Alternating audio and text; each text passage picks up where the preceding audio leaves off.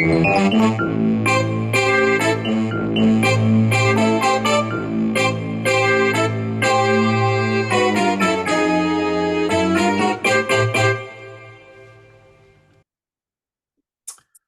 everybody, and welcome to a very special Frank and Stan chat because this is edition 150.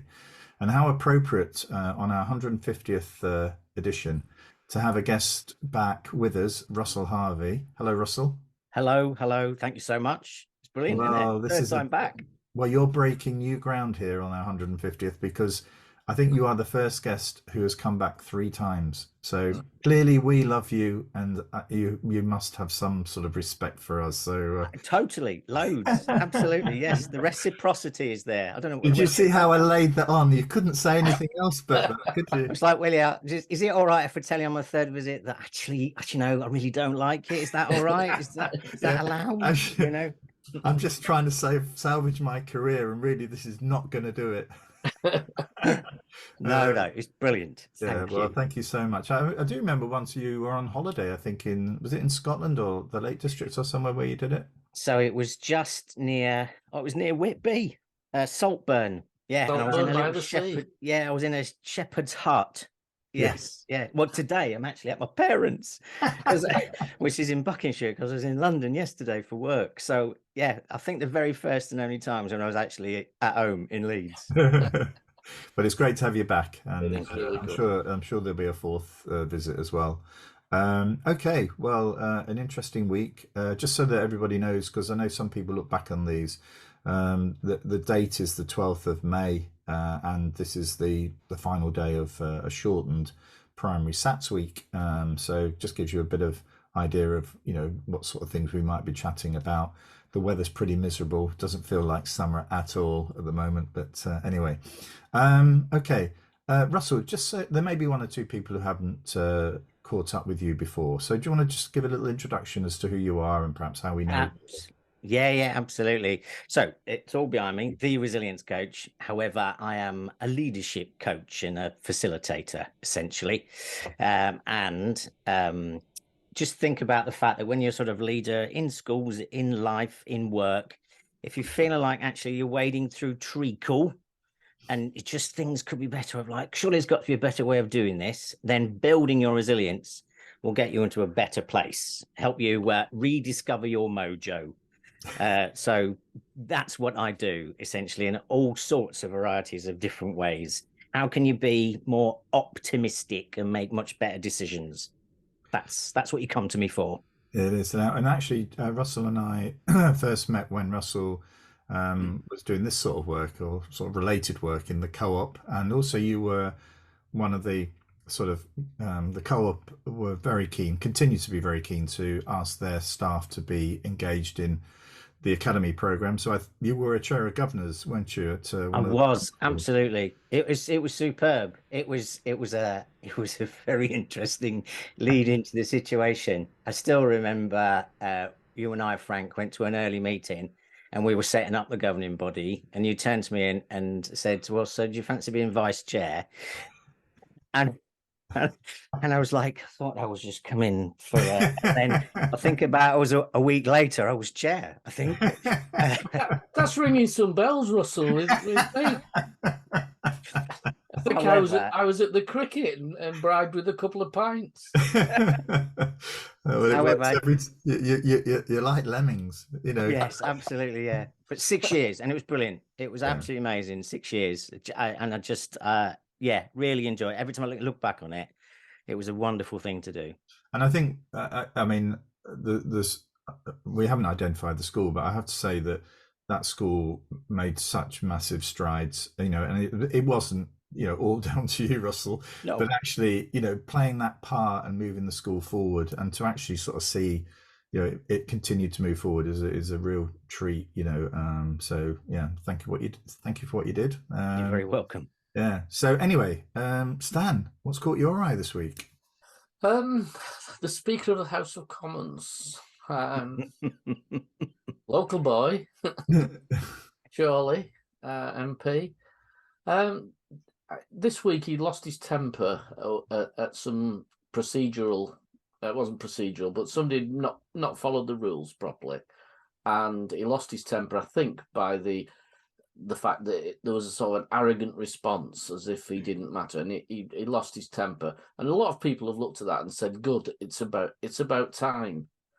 But actually, if you watch his performance, he is like the supply teacher who doesn't really know how to keep the children in order and threatens all kinds of threats that can't be carried out. And I really think he needs somebody with an arm round his shoulder to say, if you're going to threaten to send somebody out to get a cup of tea or whatever you say, do it.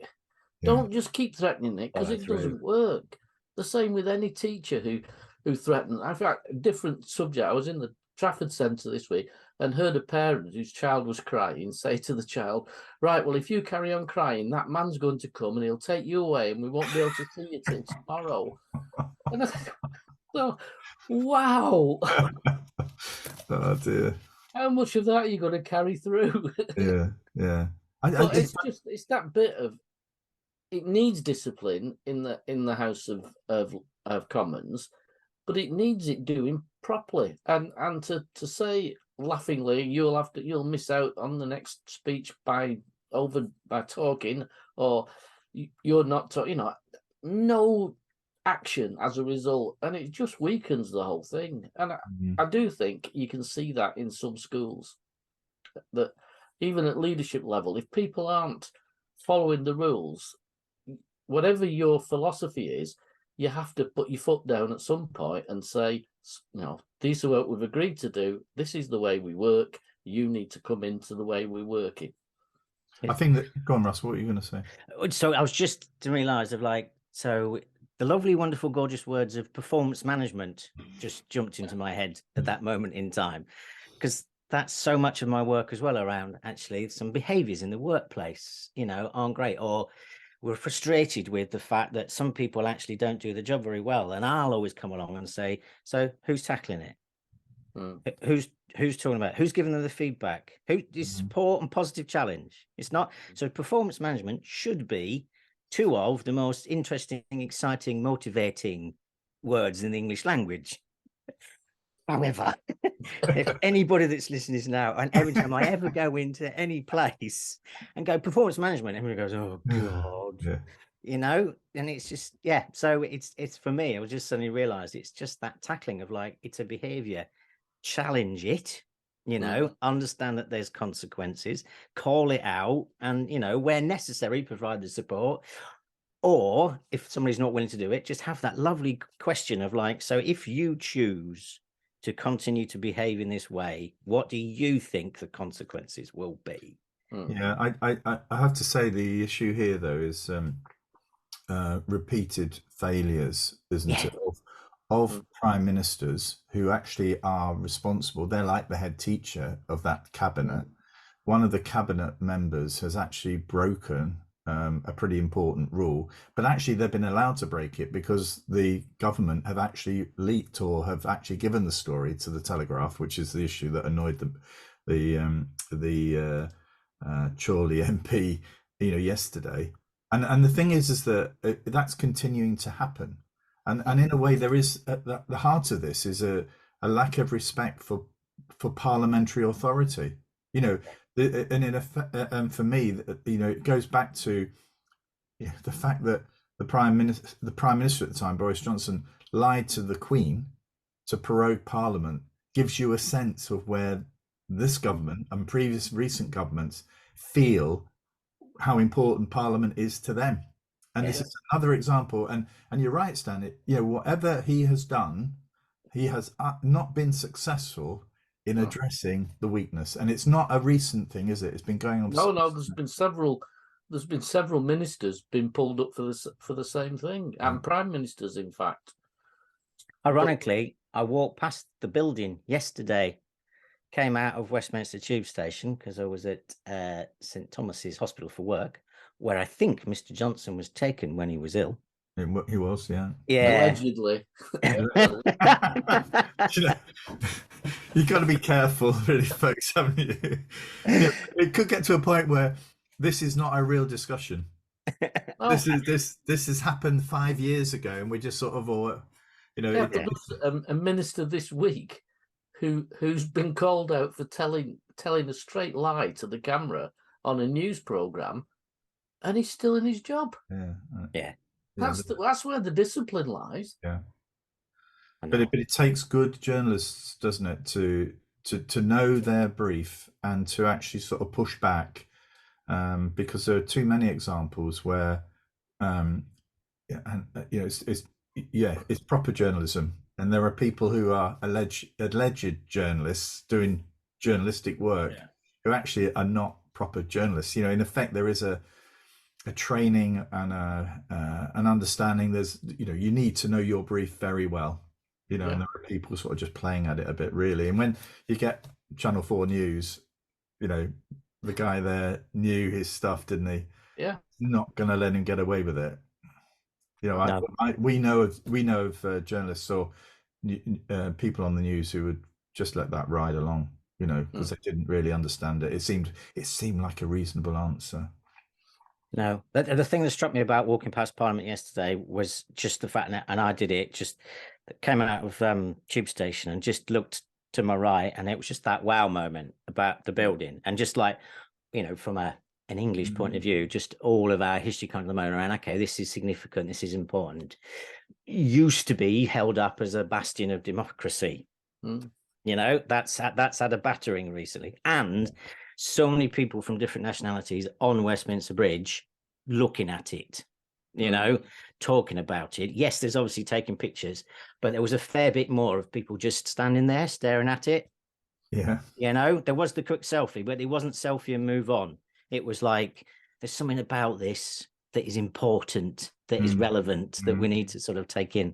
So yes, and the fact that people are choosing to disrespect it, yes, who are in it, and it's part of their role, that just, it's a really difficult pill to swallow. I agree. Okay, well, that's a good start, isn't it, Stan? Russell, what's caught your eye this week? Right. Well, yes, you might need to search around for it, but the Science Journal. So I've been trying to do it a bit more about, are there a variety of ways in which you can look at the news? You just, because you can look at the news sometimes and get into a tailspin. So in the resiliency side of things, got to be realistic. So there's something I signed up for called the Progress Network, and one of the many articles that came up is the Science News. So small acts of kindness are frequent and universal, a study finds. Brand new study from the University of UCLA sort of said, actually, do you know what? Across the world, across cultures, all day, every day, people are just being asked to or are offering to just do small acts of kindness. From everything with like, pass me this, can you just help me with this? Or I'm just struggling with this, or can you just do that for me? And it's something, like 80-90% of the time, human beings go, yeah, okay. And this one I noticed the few times that people refused, then they gave a specific reason why they couldn't do it.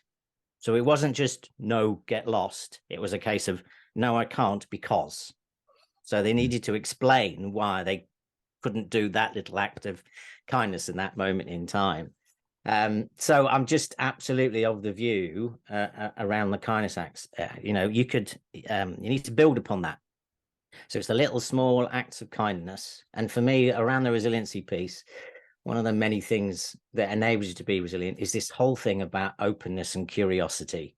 I always keep sort of asking the question, okay, so how can others just be more open, more curious, just to see what's going on, other people's points of view, trying to accept things that we just really struggle with, okay, can I be kind? Can I, around this? But it's just this latest study sort of saying, yeah, acts of kindness are completely universal. And I was also reminded, I just saw a random clip on social media. I think Bear Grylls. So he's chief scout.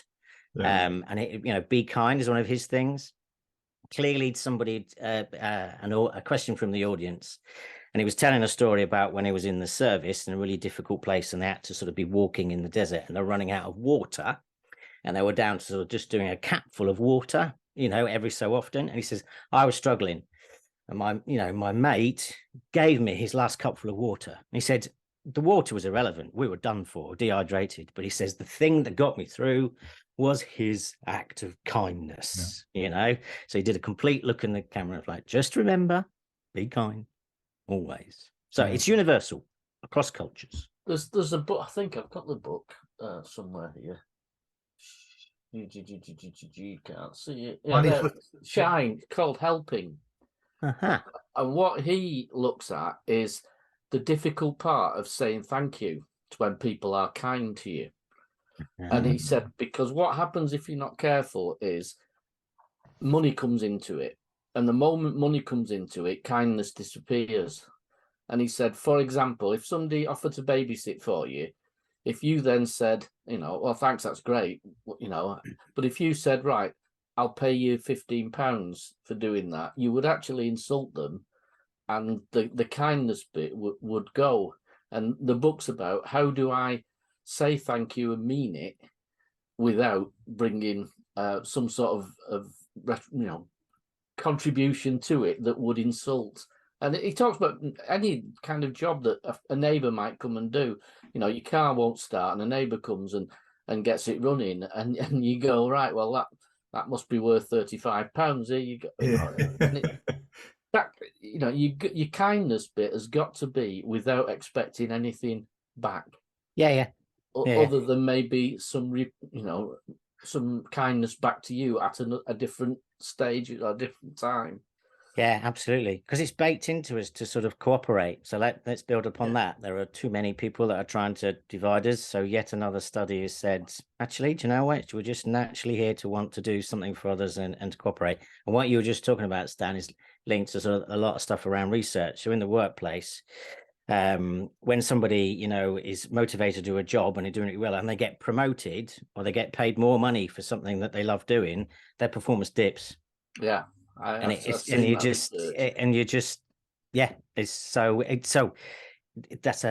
a balance to strike, essentially, because it isn't a case of everybody, you know, listening to this, who just doesn't want to just turn up to work for not get paid for it. It's not about that. Oh.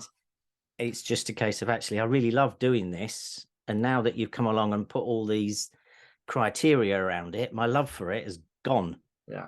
I think it also, the same kind of research also shows that if your job is quite complex, actually rewarding you with money has no impact on your. So the idea that bankers need big bonuses is absolutely wrong. Yeah.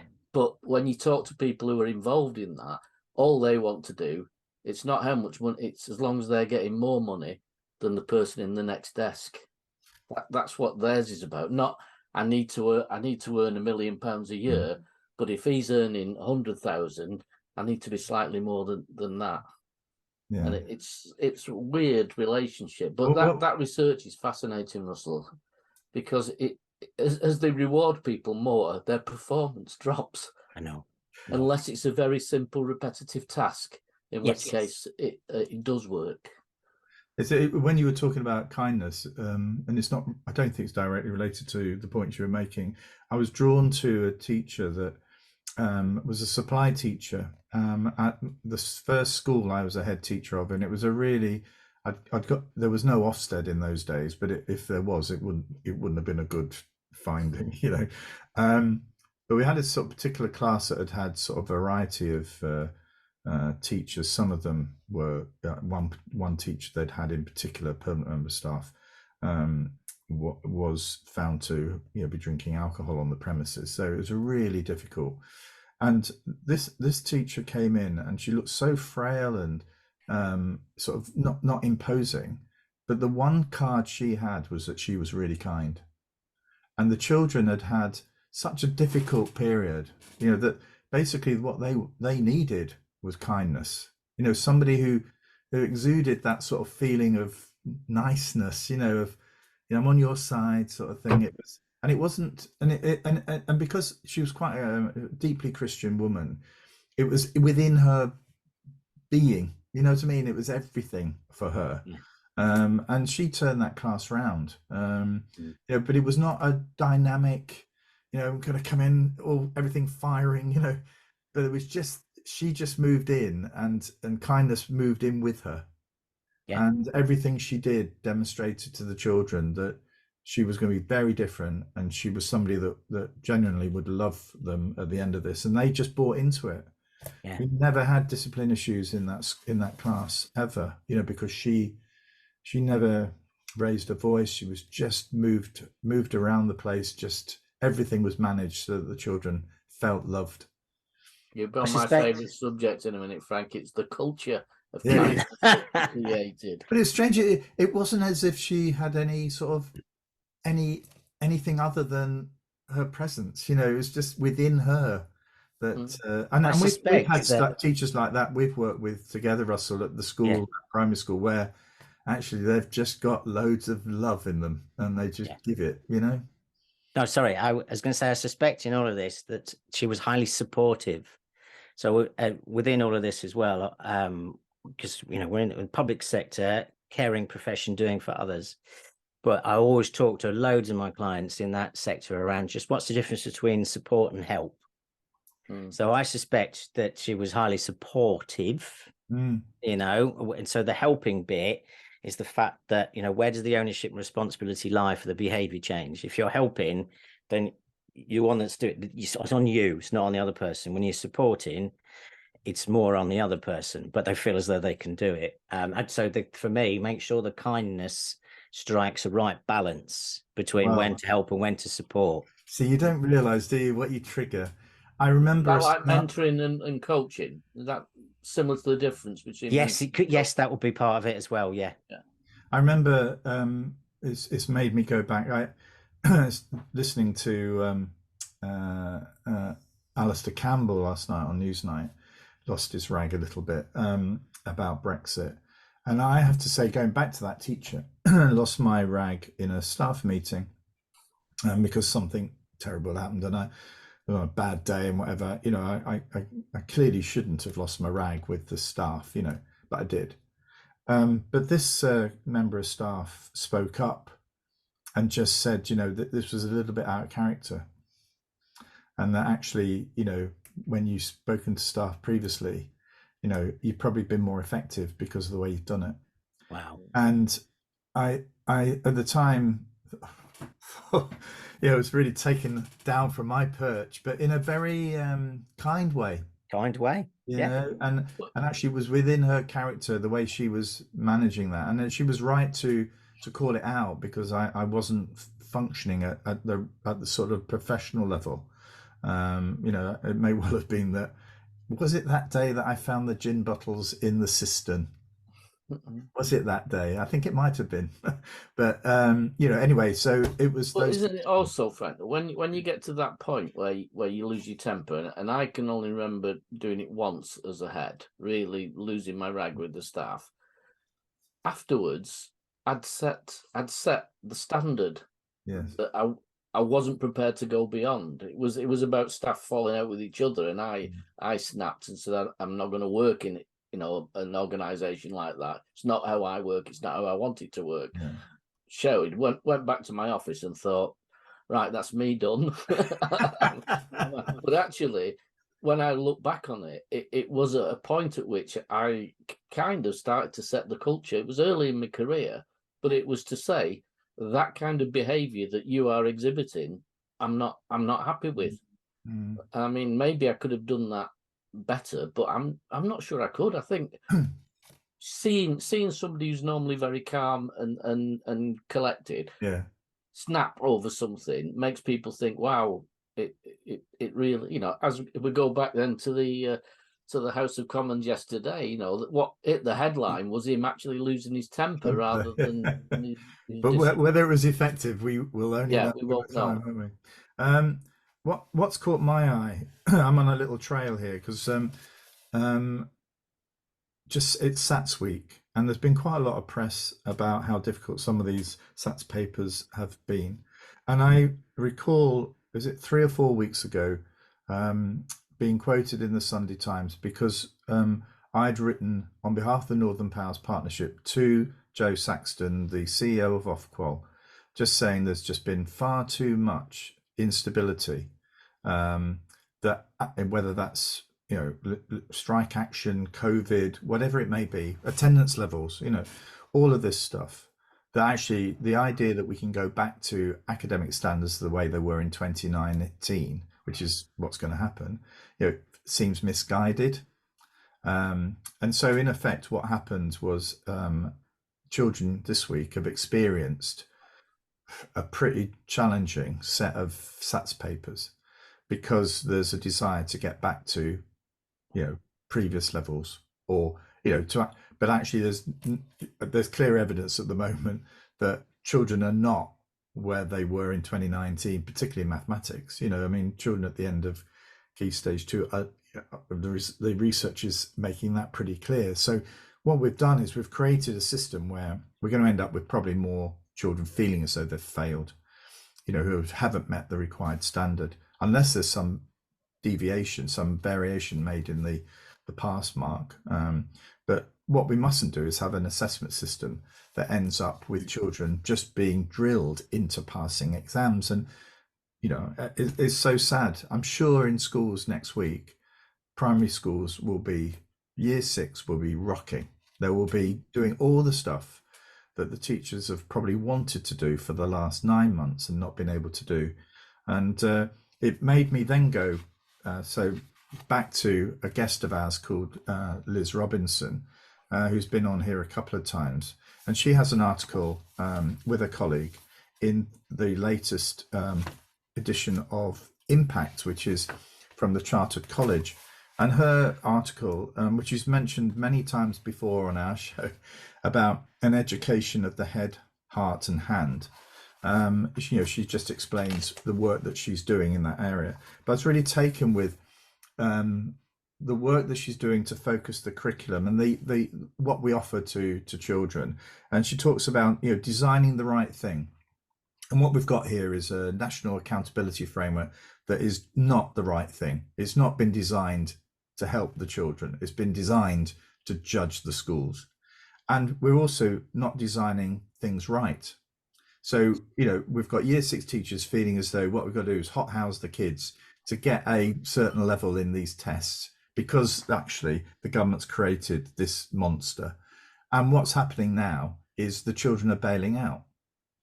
So how many year 6 children, 11-year-olds, will say at the end of this, I'm not very good at mathematics?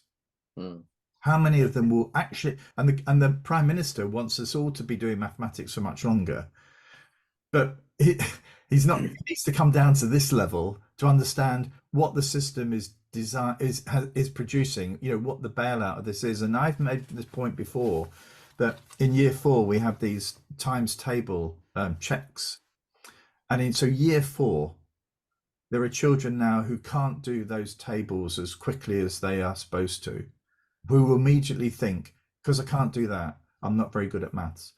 And it's all built in this over time. So it's identifying weakness and failure all along the line, so that actually we end up with a curriculum which is just driven into trying to reduce that down, when in fact we've got an economy today. The economy grew in March by 0.1%. And businesses crying out for young people to join them with the right skills. They never talk about knowledge. They talk about, have these people got the right skills? And actually we've got a government that ignores the skills agenda, and we have a school system that's not designed to deliver that. I live in Cheadle-Hulme. I can get you, I could probably go down our road and find people with 2-1, 2-2 degrees in history, sociology, philosophy. Can we get a bloody plumber? We can't get a plumber for love nor money. There's not a plumber, and all of this actually affects the economy, doesn't it? So we've got children going back to head, hand, heart. We've got children who really aren't, of course they need to do as well in their mathematics as they possibly can, but they need to be able to do well in be taught how to cut a piece of wood. They need to be able to solder. They need to be able to do lots of other things, design apps, but it's not built into the education system to do that sort of exciting stuff that kids would be real, and then they think, sorry, I'm rabbiting on now, but if they were actually doing some practical work, the practical mathematics about angles becomes, oh, Absolutely. because I tell you now, I didn't really understand percentages until I got a job in a bank. Mm. I had to learn percentages because I'd probably lose my job if I did the calculation wrong. Yeah. So I quickly learned that, and it was very easy because I was able to apply it.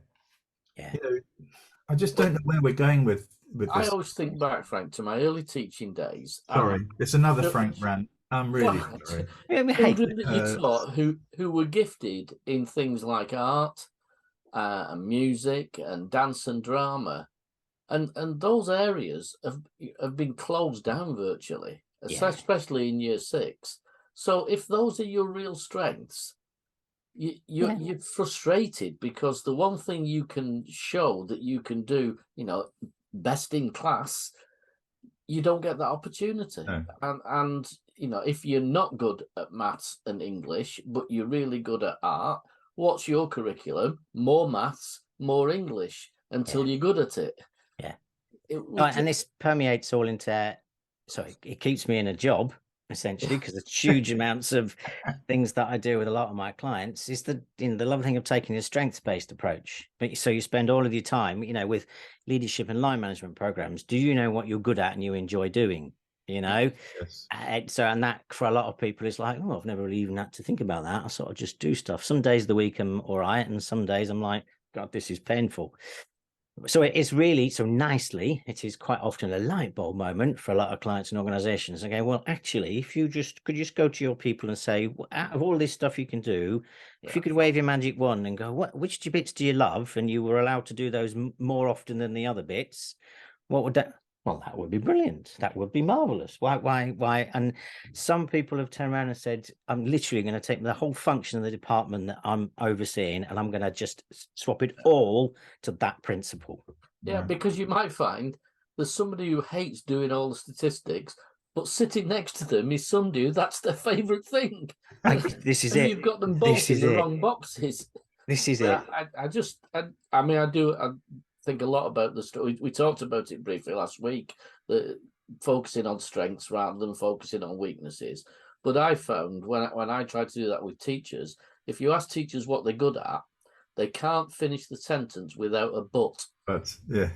So but it took me a while. Say, well, I'm not bad at this, but I'm not really as good. Yeah.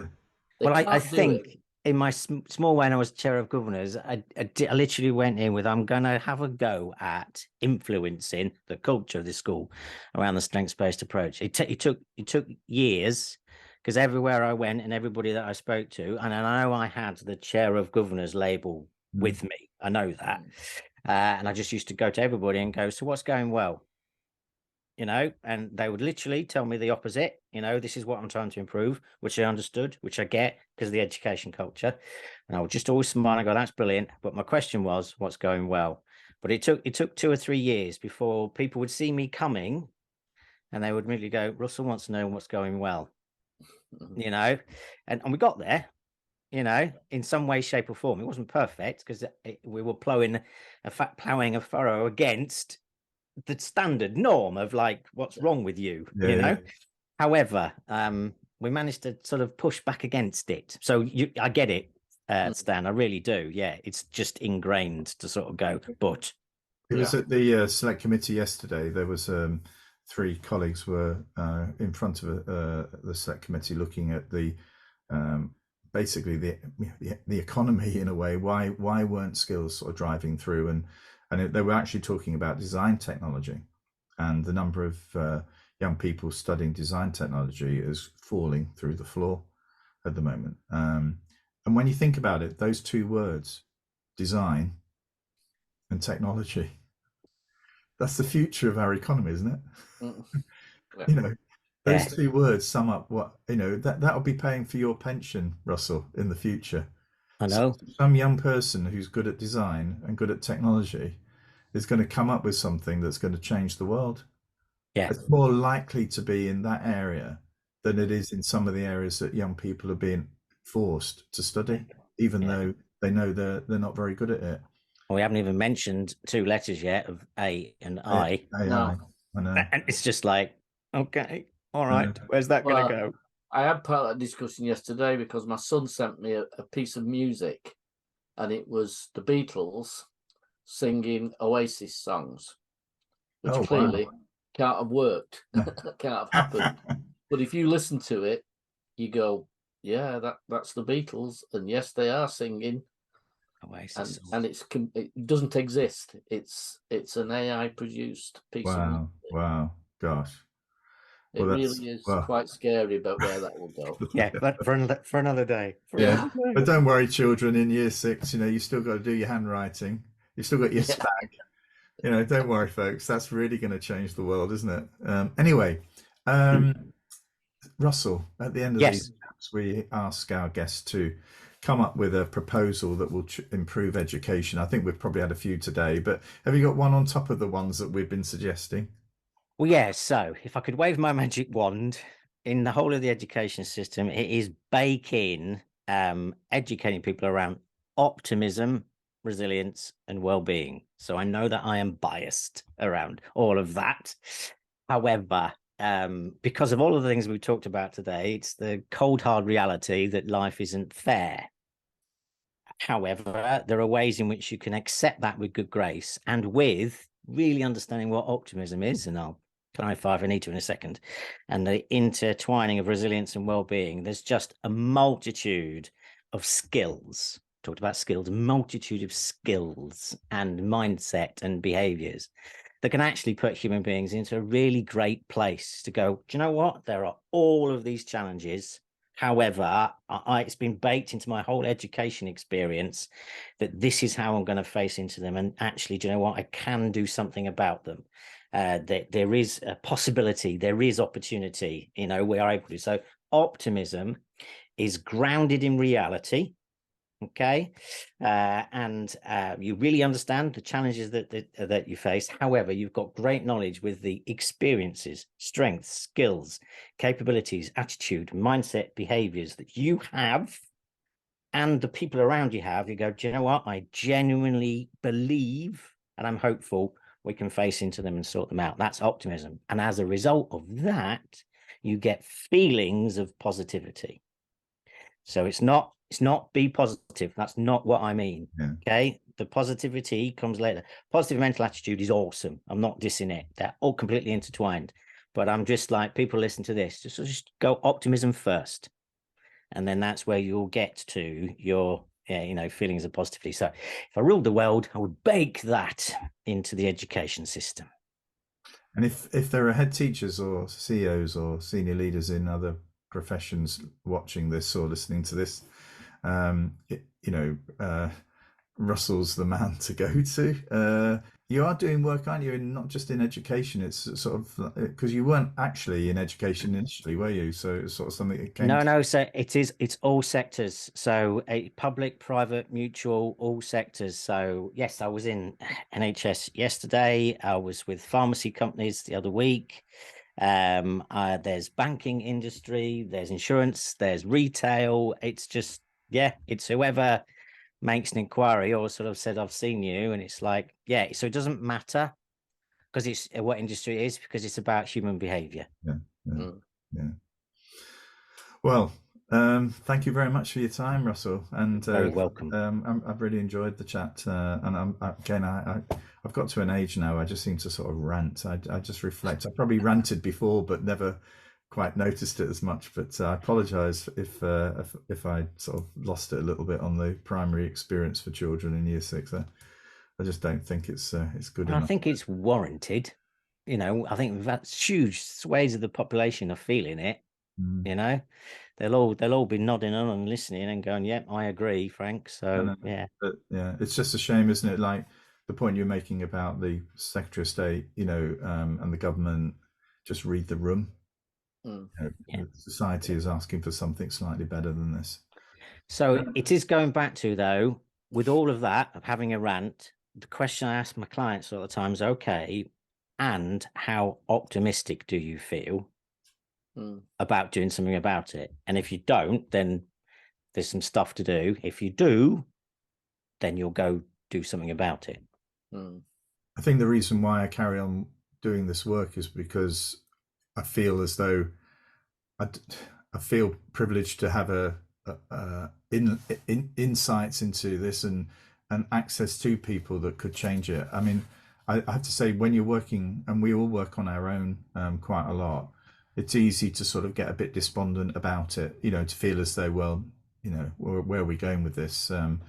But actually, you know, you do get to a point where you think, I'm not going to let the buggers win. And sometimes that just drives me on. But anyway, Yeah, is that the same for you, Stan? Yeah, I was just thinking. I'm not sure whether this was a Dalai Lama quote who said, "If you think you're too small or too single to make a difference, think of a mosquito in the tent."